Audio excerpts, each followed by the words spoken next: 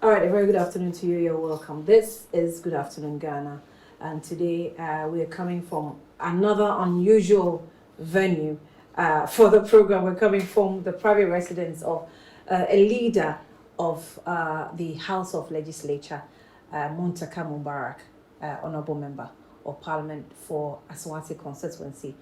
You may, for now, you may choose to call him one of the Mugabes of the House because he's a senior man, and we're privileged to have, have him grant us the opportunity to, talk about Parliament and what we should be expecting going forward. So we'll see how, the third meeting of the second session of the 8th Parliament of the Fourth Republic. It's resuming on the 25th of October this month. So let's see how some of the issues that they're going to be talking about, what we should be expecting. We all know where we are as a country, and this is where we now want to see how strong Parliament really is in terms of decision making and taking Ghana from one point to the other in terms of development. My name is Ania Fompofo. Let's take a breather. When we come back, without wasting my time, we get straight to him and we'll talk about previous Parliament and the coming one, what should be expecting.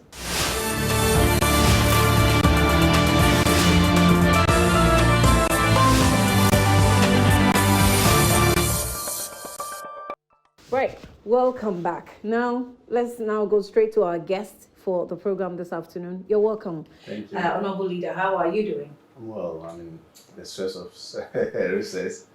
Usually, The stress people of think recess. that recess is cool, but unfortunately for us, I mean, it's been mixed with party elections, branch elections, constituency elections, so it's been a bit Committee stressful. work. Committee work as well, yeah. I've been a bit stressful, but we've been managing and cooking. Especially, how do you manage? You are on about 7 committees. This is the way I laughed. I mean, it's one of the biggest headache that we have in leaders. I mean, by virtue of being in the leadership, as well the leader and the whips, we are on business committee, all of us. We are on standing committees, standing orders committee. We are on the selection committee, and then we are on the house committee. This one is by virtue of your position. If you cease to be occupying those offices, you automatically lose them. So you have me. The committees I have is health, energy, and appointments committee. Okay. That's my committee as a member of parliament. So all these ones that you've added are by virtue of being the chief whip. Yeah, it's very stressful because I mean, last 2 weeks we were in a residential workshop to review our standing orders. I mean, it took a lot of energy from us. You have your committee on outrages, and you have to be shuttling between one town to another. And then you have international obligations in terms of interparliamentary programs that you have to attend. Right. I mean, I serve on the Pan-African Parliament. So it's very stressful, and if you don't manage it very well, it can really affect you in your constituency because then you abandon your constituency completely. But for those of us who've been around for some time, you know how to juggle around this, making sure that, I mean, almost every other week you are in the constituency, even if it's short or very brief, to just make sure that things are in order. Because this is also the time you have to pay a little attention to your constituency when we are on recess. So if you see me in Accra, it is because I'm attending meetings.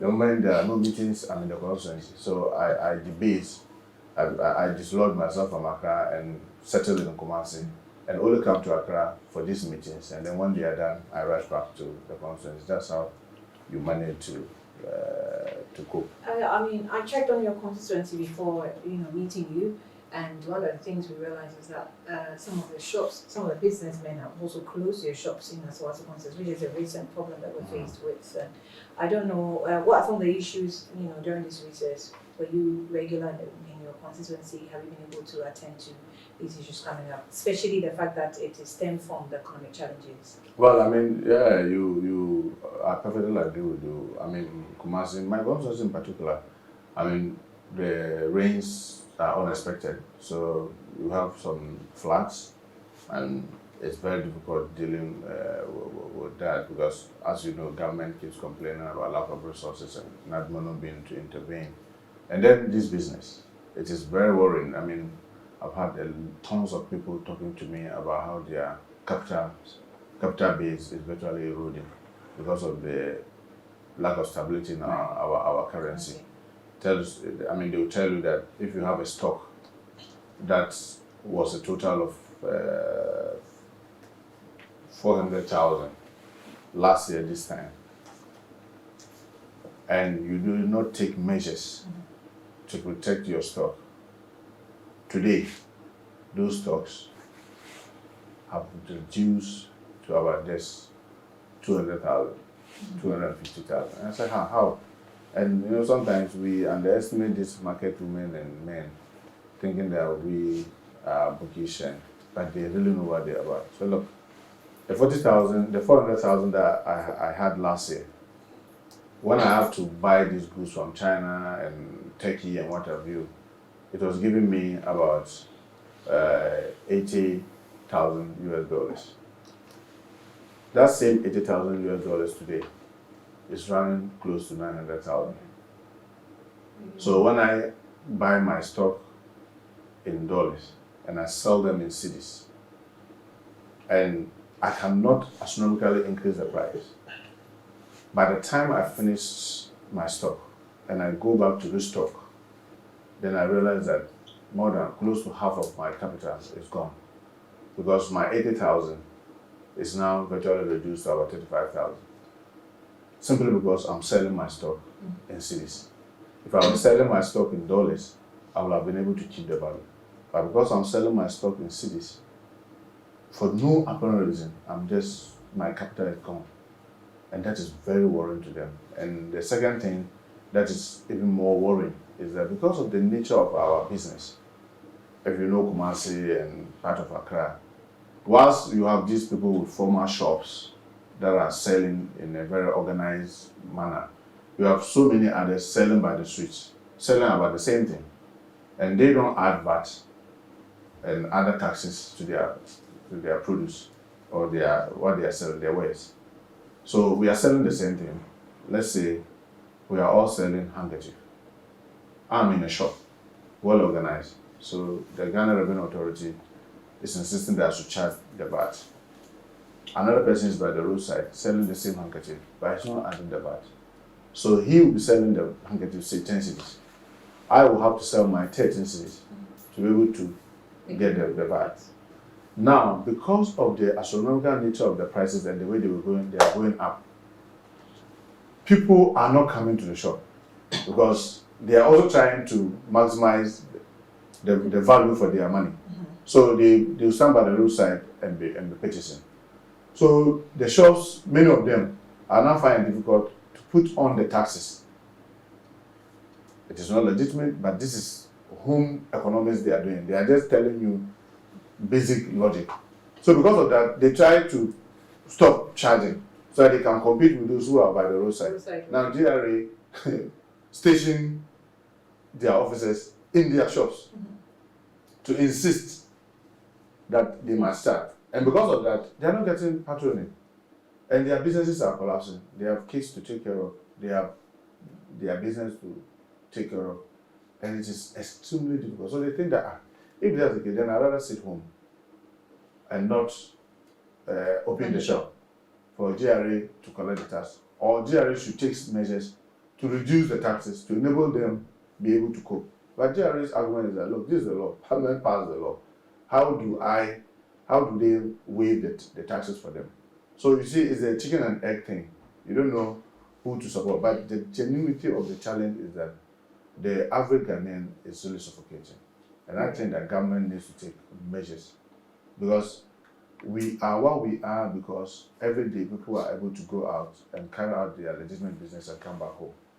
If people cannot go out and carry out their legitimate business and be able to even generate the little taxes that we require, then we are heading towards doom. I don't know how Parliament has been instrumental when it comes to tax introduction, and I know that you have information that there's likelihood of another new introduction of taxes. Like you said, it's a chicken and egg situation. I'm not sure if businesses should operate without paying taxes, but I'm also not sure if they should be paying taxes almost all the time, and there's still a group of businessmen who are obviously evading taxes, not necessarily by their fault, but because the system has not been able to capture them. Maybe one might say in informal sector, but now I even know that even some are in the formal sector and are still not paying taxes. So it's a system. Why are we suffocating the businessmen? I remember very well that there was this meeting in Kufuor with the Finance Ministry and the Parliamentary Affairs Ministry. And some of us said that, look, we need to be realistic and look at our system and how, one, we can get everybody to be caught into the net. Let's get everybody into the net. When we're able to get everybody into the net, I want to believe that we'll be able to reduce the tax levels to enable people who are today working hard to evade, not to evade, but to still pay. But because everybody is paying, we may end up getting more taxes than just trying to focus on the few that the taxes are breaking their backs. And it will be fairness. So let us all look at a system in a very unemotional way. Let's sit down and look at our system and then be able to agree to get everybody come on board and then make sure that everybody pays his or her due. That I will agree. How do we do that? Well, I'm not a tax expert. But if you want to just go for the hanging fruits, because let's say the big shops are easy to be located, you want to heap everything on them. What you are simply going to do is that you have people close their shops, like we are beginning to see in Kumasi, and I'm told that Accra people are trying to join. People close it. Then when they close the shops, what is going to happen simply? Maybe people start selling online. And you have not developed a system where people can pay tax even whilst they are doing the transaction online. So look at that and then make sure that you do it and get everybody into the net and then make the rates reasonable so that you yourself will feel guilty trying to avoid it or try to evade it. Well, knowing that, this is a level that it is fair for you to pay. If you are evading this one, then you are really, for lack of a better word, a nation wrecker. You want to break the country. But where the taxes are so heavy, when you go to the communities, it's pathetic. You have the assembly tax, you go to a small kiosk, and she's telling you that the assemblies and the GRA alone, they are supposed to pay about 6 different taxes. That's very difficult for people who are just doing tabletop business to cope with. But those are some of the demands you as Parliament can demand from Finance Ministry when they introduce taxes and they keep introducing taxes and you don't ask any questions about the sad thing, if it's a bottom-up approach or a top-down, My dear, I must admit with you, and I've said this not only on your network, on many, many networks, that we are saddened by the politics that we do of we and them. When you are in government, anything government brings, you support hook, line, and sinker. Without, for lack of a better word, reasonable questions asked. Right. If you are in opposition, anything government brings, you oppose without any analytical or reasonable excuse. So long as we keep ourselves in that kind of politicking, it will be very difficult for Parliament to be as effective as it is. And I've always said that, believe me, if I'm not mistaken, I have said at least about 70% of this problem that this country is facing is because Parliament is ineffective. And I thought that after the 2021 inauguration of this new Parliament, all of us, when I say all of us, both sides, were going to sit and redesign the engagement. Right. But unfortunately, our colleagues in the majority are still thinking the majoritarian way of governing. And those of us in the minority too are still in the mood of opposing. And I said that both are not helpful for our country. We need to be able to have a middle ground where those in government knows that you no longer have the kind of majority that will enable you to misbehave. And the minority will also have to wake up to the reality that, look, we have a country to govern. And we must not be seen as obstructionists.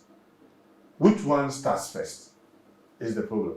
Because I would say that we showed a lot of goodwill when they had to bring their nominees, and even our party base thought that no, just close your eyes and just go for the kill. And you even oppose had, everybody, and Ablakwa that, resigning. yeah, from and the then we said, no, we have a country to govern. Let us be considerate. Why do you want to dictate to the president the kind of people that he wants to use to run his government? We had all those arguments and created a lot of confusion among us, but they did not take advantage of the goodwill that we showed. Because they continued to what extent is your goodwill if you are not questioning the person that is coming? It's really, once it comes to parliament, it's not the business of the president anymore. Yeah. It's now the business of everybody, including parliament, as one body, as one voice, that can say that, well, we have reports of this gentleman having worked here, have carried out, what's it called, maybe caught for fraud activities. It's your responsibility to point out some of these. It's really no more the business of the president, which is why they bring the people to exactly. you. And you realize that during the vetting, if you refer to the minority, I mean, everybody acknowledged that the last vetting was the most vigorous and intense. Because of this almost parity, we really, really pushed them. And I must admit, in some of the ministers where we thought that for these ones, we must take them to the floor for voting, we saw what happened. And I don't want to revisit the confusion and the disappointment. I still put the blame on the doorsteps of the majority, because when we had shown that goodwill, our expectation was that we were going to work in a largely non-partisan way, so that there's no way white can be black. You talk to people on the corridor, they say, oh, no, this one there. But you get to the floor, and they stick to their position. Okay. So that becomes difficult, because remember, it was a 137 plus one working with them, so it gives them a very slim majority of just one. Now all the effort is to reduce our number so that they can have a comfortable majority. Now the struggle, it keeps on. Then clearly points to us that, oh no, they don't seem to appreciate the new environment that we find ourselves. So we also tune ourselves to the opposing part. So it's like everything you are bringing, we are opposing, and everything they bring, they want to push. Then you get. I want to believe that if this parliament is going to be assessed by the first 1.5 years of its performance, I'm afraid if we are not careful, we may end up being the least effective parliament so far, because I can see that a lot of things keeps hanging. Look, it took almost 5-6 months to get over e-levy because of the extreme positions that everybody has taken. Every little thing you want to do, there's an extreme position taken. And because of the extreme positions, it's just too difficult to get Parliament to work very effectively. And I have no doubt that if this regime doesn't change, we are not going to see anything different. I'm being frank. When you say regime, what do you mean, the government or the 8th Parliament? Yeah, I'm talking about the 8th Parliament. You are not going to see much change, because obviously, as a chief whip, some of us are even beginning to feel that, look, we have been too lenient. Have some of you been compromised? No. That's a very difficult thing that I always tell people when people say people have been compromised. Look, we sit in that chamber. We don't transact business like financial business in the house. If I tell you, like me, chief whip, the past 6 years, the government has not done even a drain in my constituency. A gutter. With all the roads that they are doing in Kumasi and its environs, not a drain has been done in my place. I want to see any person in the minority who will say that he's benefiting from this government more than he had when his government was in power. For him to lose himself to say that, oh, because of that, I'm going to be working with them silently. So it's a very difficult thing, like I told you. But that happens in Parliament, doesn't it? No. When you say, no, if, for example, you are on a committee, let's say Committee on Education, and then get fund is giving everybody a block, you get, because you are a member of the Education Committee. So both those on minority and majority will get. And this is something that has been there long before now. Once you are on the Committee on Education and get fund is going to construct, basic schools, every member on that Education Committee, whether majority or minority side, you get. And it didn't start today. So I don't see how that can be a compromise today. What I'm saying that when we talk about a compromise, where people are benefiting hugely from the current government. That will put a lot of weight on them to lean towards the government each time it brings its business. That's when you talk about compromise. At the time that you have, for example, someone like Forson, our ranking on finance, is being prosecuted for some funny accusations. You have Alaji Colonel being accused, working very hard to get Kwesi out of parliament, working very hard to get Dorcas out of parliament, working very hard to get Adialadi out of parliament. I mean, it's very recently that Helen Tosu got off the hook when the court made the ruling. I don't want people to sit and say that it hurts these members when they are going through all this pain, and then people still say that, oh, is it that people have been compromised? It hurts the members on the manual, knowing well what the pain we are going through with our members going through court. Even with that, we keep saying that, can we find a way of working together as a parliament? And they are taking an untrained position, making it extremely difficult for us not to also take an untrained position. Well, once we take an untrained position, we are indirectly signal to the opposing side that to also take an untrained position. And that's currently where we are driving ourselves almost to. I think you can give it to people when they do their own critical thinking and observe how things are folding out on Parliament, and they decide they get a certain message. For example, if you pick the E-levy at a point where your side walked out, a lot of people actually thought that no, you could have stayed, and then maybe you continue the debate and all that, and it made people think that you were compromised, right? Maybe for want of again. Well, one of the things that I keep telling people, unfortunately, people don't know our standing orders, and unfortunately, people are very conversant with the judiciary, because even when there's a coup, you still have an resemblance of the judiciary. Even when there's a coup, there's a resemblance of the executive. So people are very familiar with that. But people still continue to fail to study and learn how Parliament works. You see, in Parliament, you have three types of things that will warrant for a vote. One, that calls for voice votes. Two, that calls for actual voting to record numbers. And the one that calls for actual voting to record numbers are two types. The one that is of simple majority. And the simple majority here is just talking about even if there's one difference, it's done. And then you have the type that calls for two-thirds. You have to have two-thirds to be able to accept or reject that vote. Come to the E-levy. It requires simple majority. So you are sitting in the chamber where one of you that day has been scheduled to go to two courts, one in Cape Coast, three, one in Cape Coast, two in Accra. And then you get the court doing everything to make sure that he's not in the chamber. It reduces your number to 136. You have a Josapo who is not there. So their number two at the other end becomes 137. 136 because the Chief Tenancy Minister was not well, so he was in the house. Now they go fetch the Chief Tenancy Minister. So you know they are going to have 137. If you stay and vote, what you simply do is that you are giving it legitimacy. But how does if you let me just finish this. Okay. So we had a choice to stay and lose and lose it, but give it legitimacy, or to walk out and leave them with 137 that we use to reject the budget that the Supreme Court said could not be used to reject the budget, to put them in the same dilemma that they put us through. Right. Because anyway, if that day we had stayed and voted, we were going to lose, but we will have given it legitimacy. Because when you lose, it doesn't take the legitimacy because you were there. You were there. You voted and you lost. As against, you walked out and the whole world says that you are not part of it.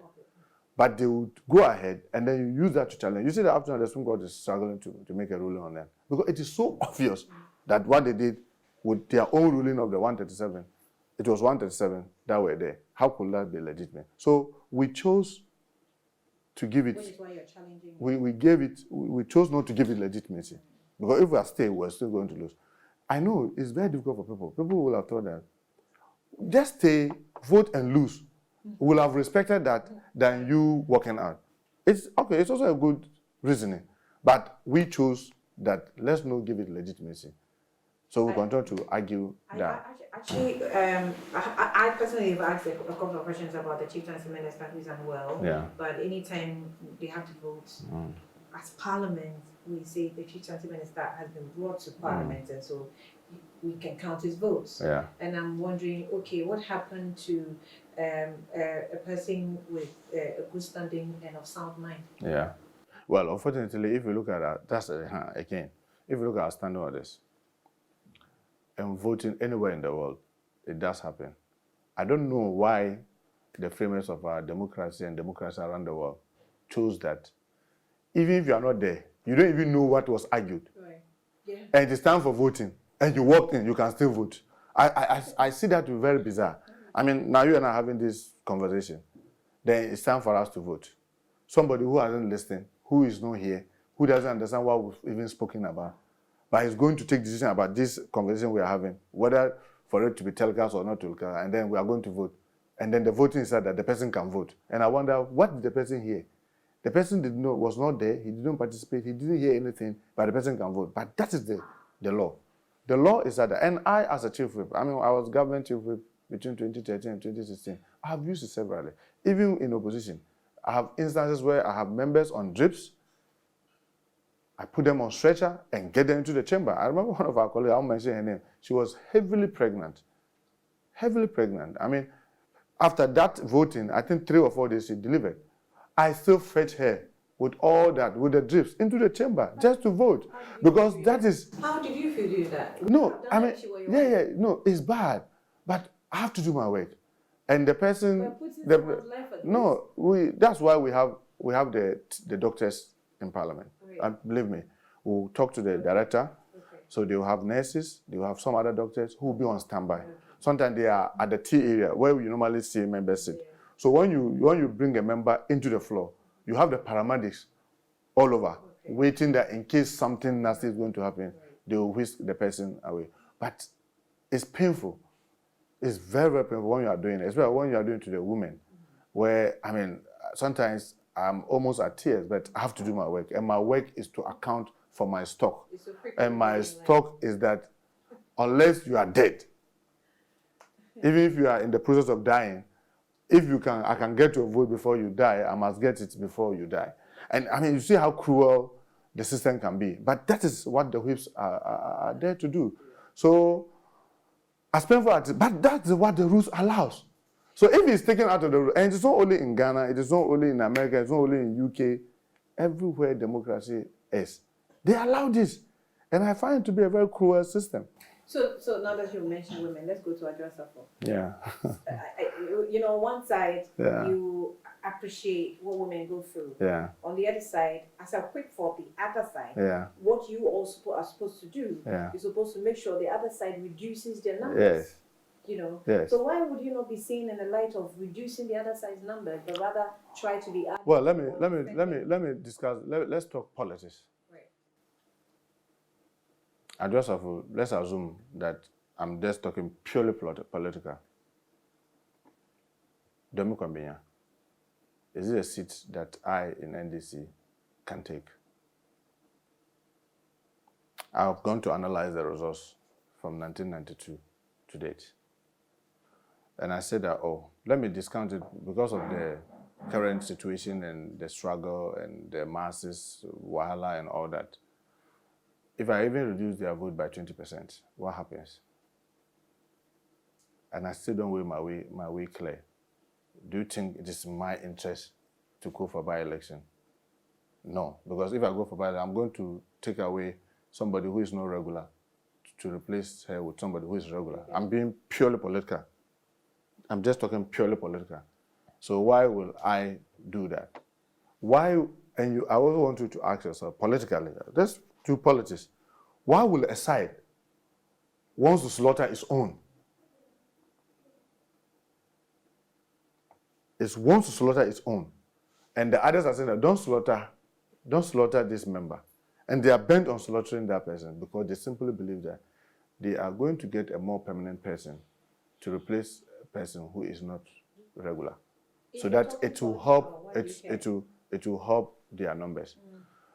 Their numbers, I am struggling with my number because they are using the court to reduce my number. They have used the court to, I've never heard this anywhere in the world, that a case has not yet been determined. And so that while the case is going on, Don't carry yourself as a member of parliament so that the person stays out of the chamber. So there's no representation for the constituents. The court doesn't care. All it cares is that they have succeeded in getting one of my members out. You mean the quitting case? The quitting case.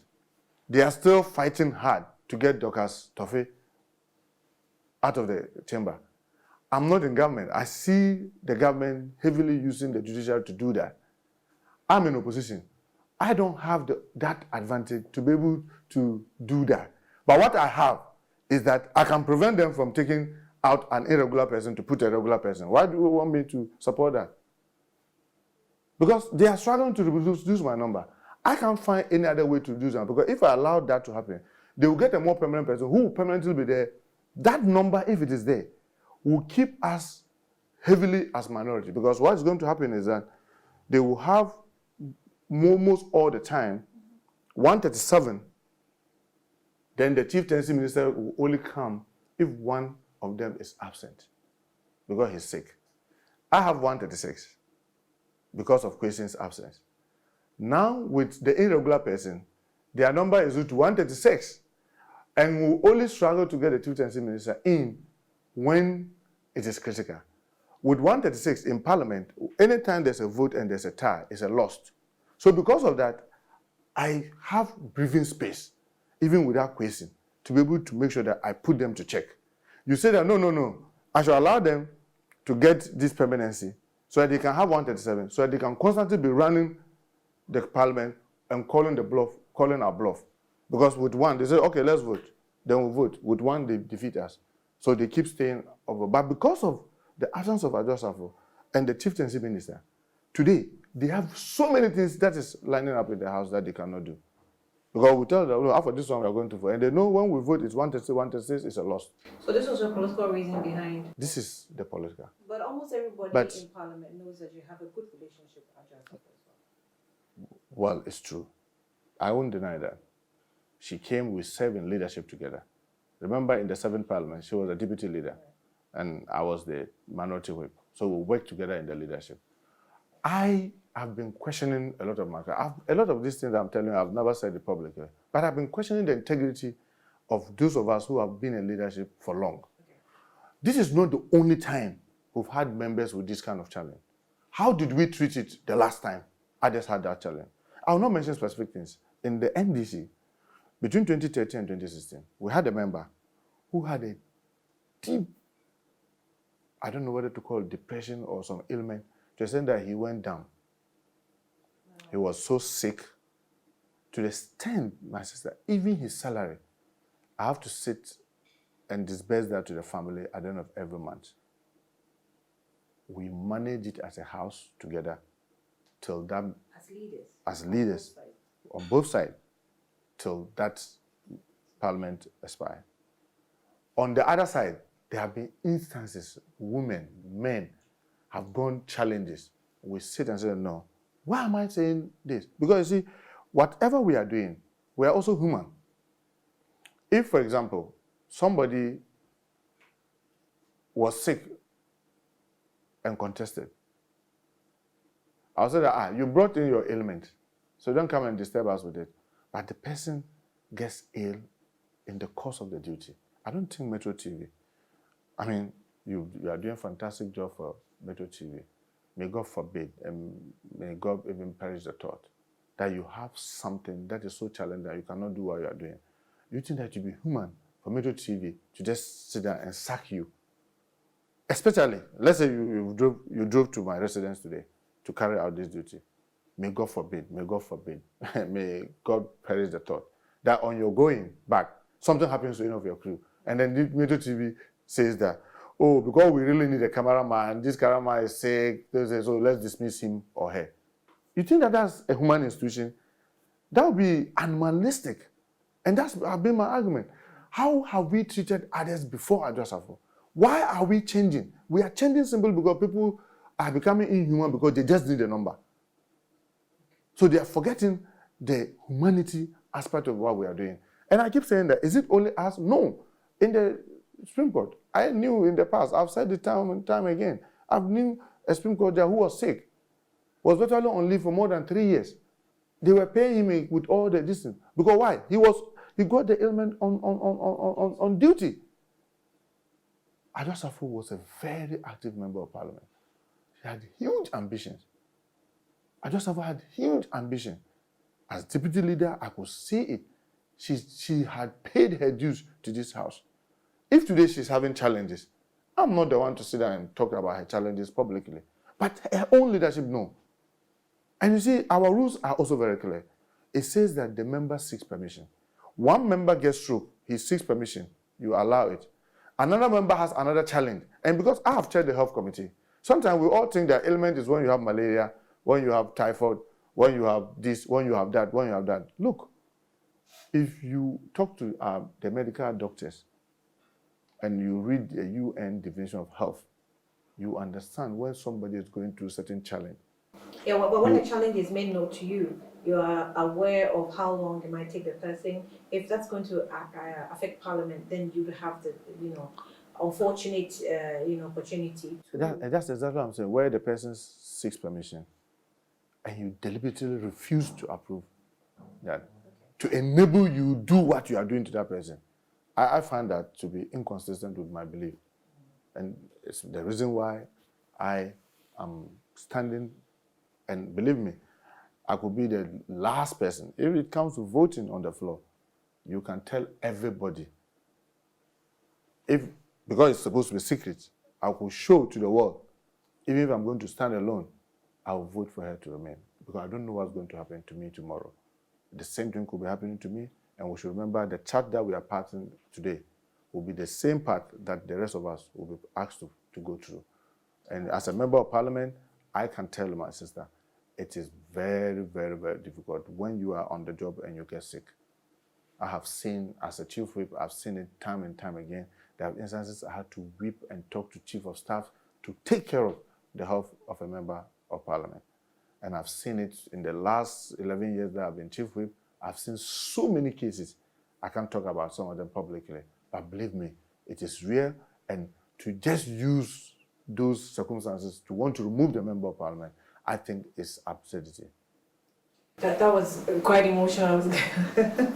We're having some chit chat with the leader of the house, Muntaka Mubarak, who is another member of the house for Aswanso constituency. He's also the chief whip for the NDC side, or you may say the minority side of the house.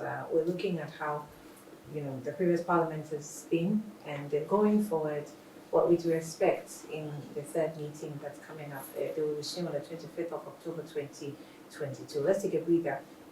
We'll come back and report with him on the expectations.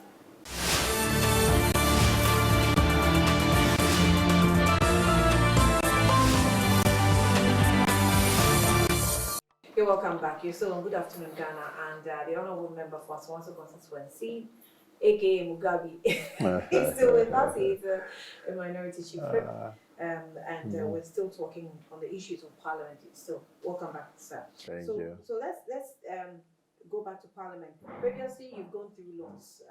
You've what's it called? Past loans.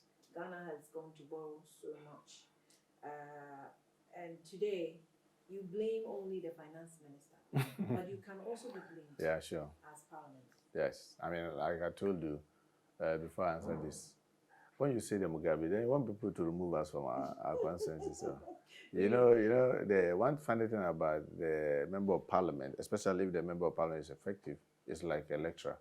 The older, the better. So please encourage people to keep the very experienced ones. In fact, we know that the attrition rate in parliament is high. Very. It's about 50%. 50%? Yes.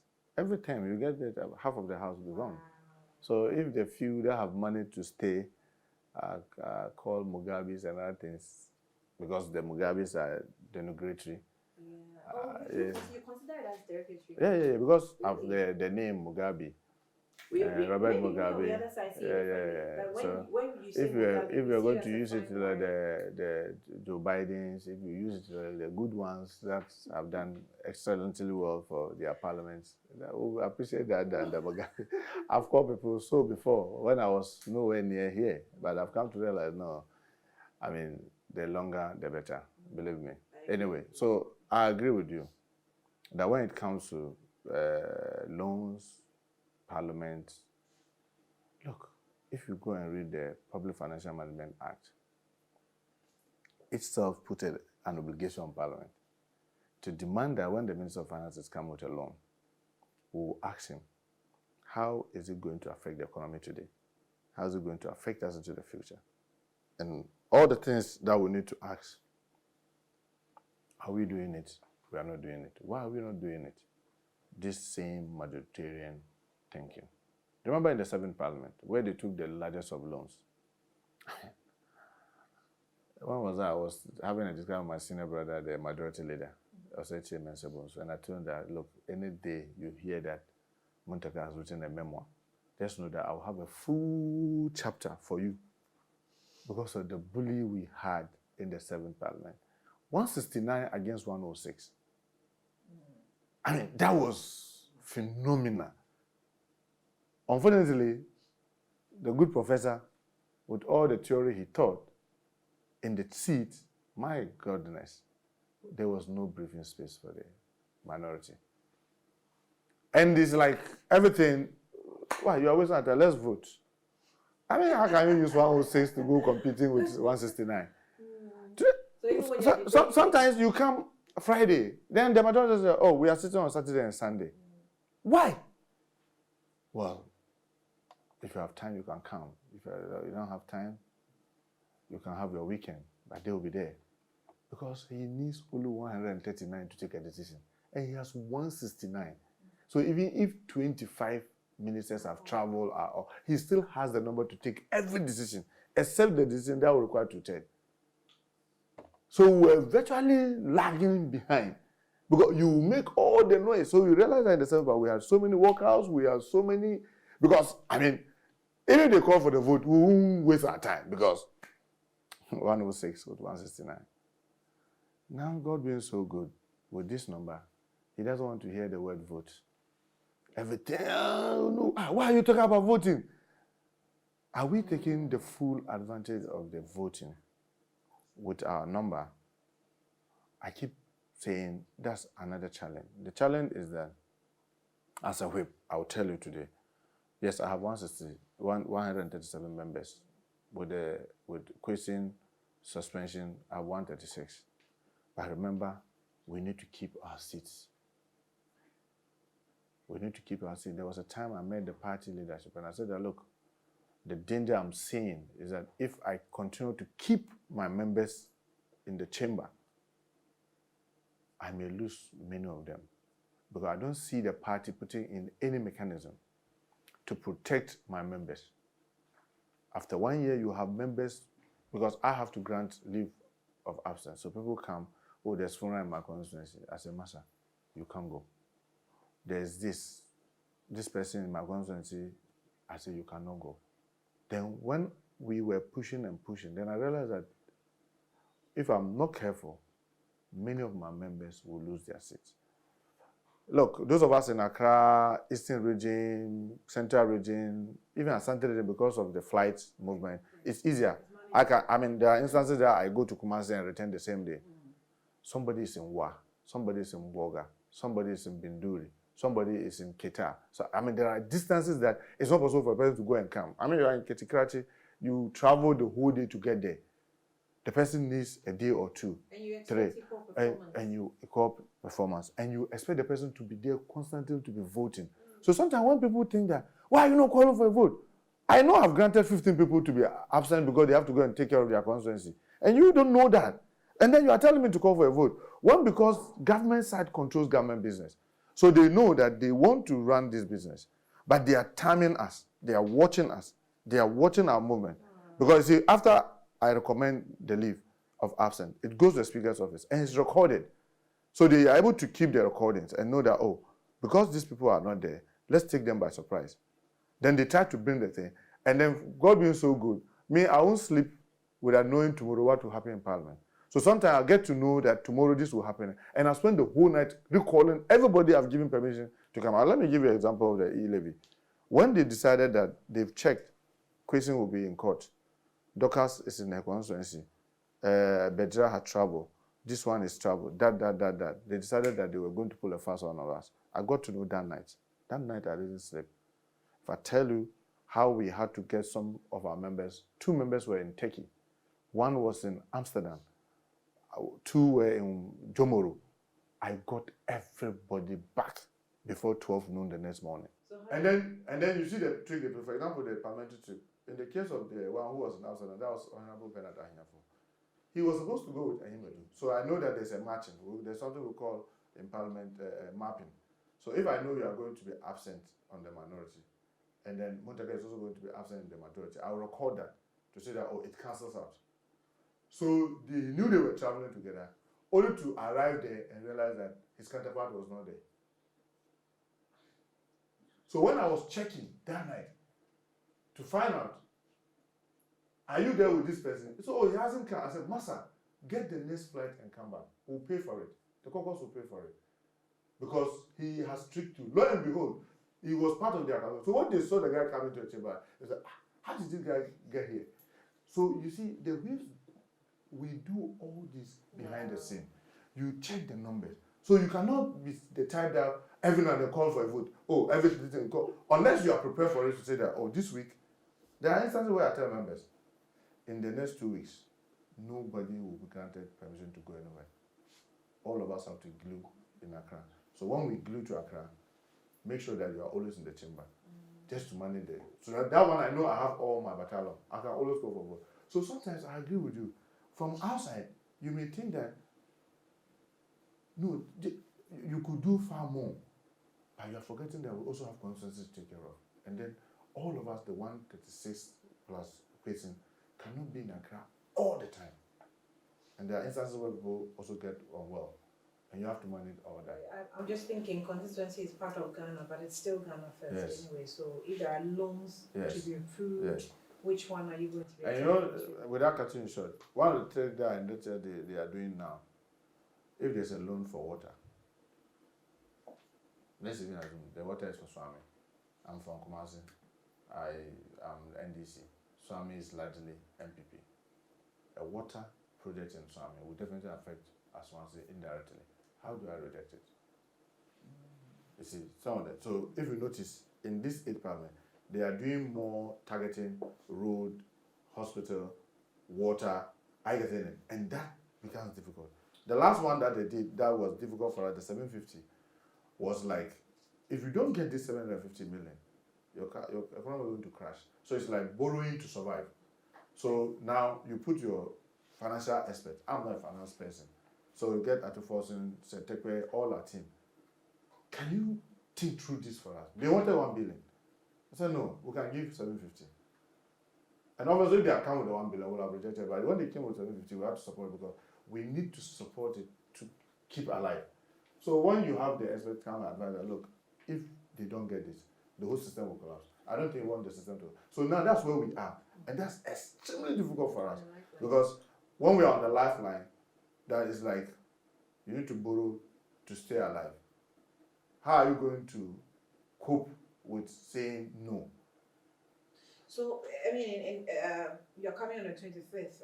I don't know how you are going to ensure that we're still on the lifeline, but we're still going to get ourselves out of this doldrum because we are looking at how Parliament itself is also checking if you approved of a loan. Did you check what the loan was put to? Yeah. Are we, investing in a capital revenue generation projects that we can be paying for?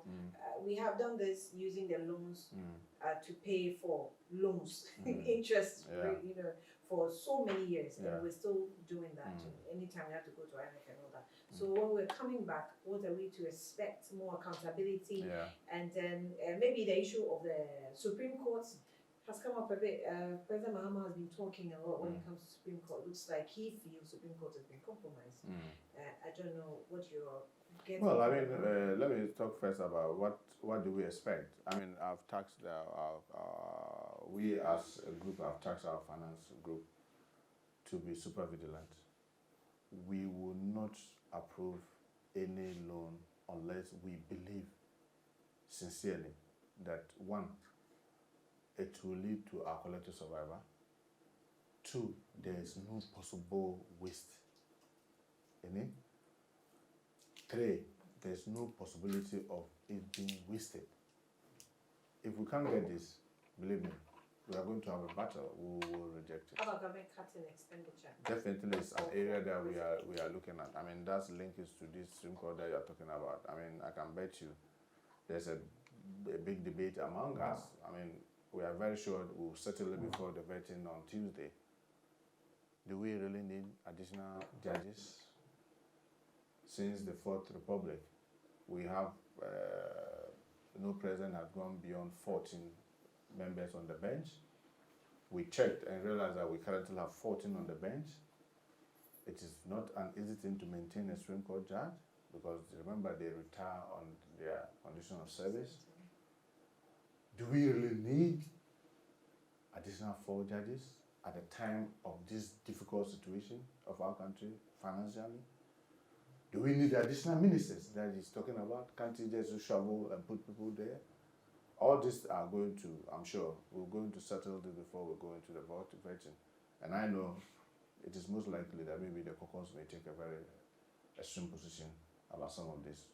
2, I mean, still around the judges, you have Justice Onuga his tenure being extended for 6 months. I mean, yes, if you look at Article 145(4), it gives a judge an opportunity to make his judgment within 6 months and then to complete some processes, but not a judge to be listening to witnesses within these 6 months. Unless you are going to use the 6 months to rush that judge into delivering injustice.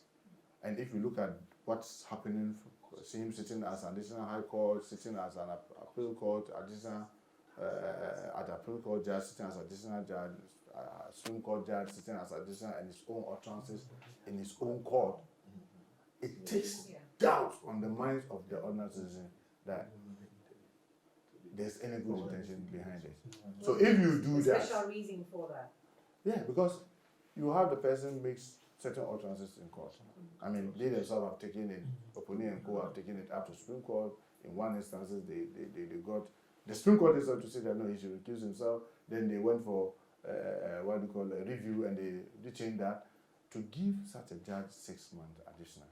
It's simply to tell us that you are entrenching the perception of politicization of the Supreme Court.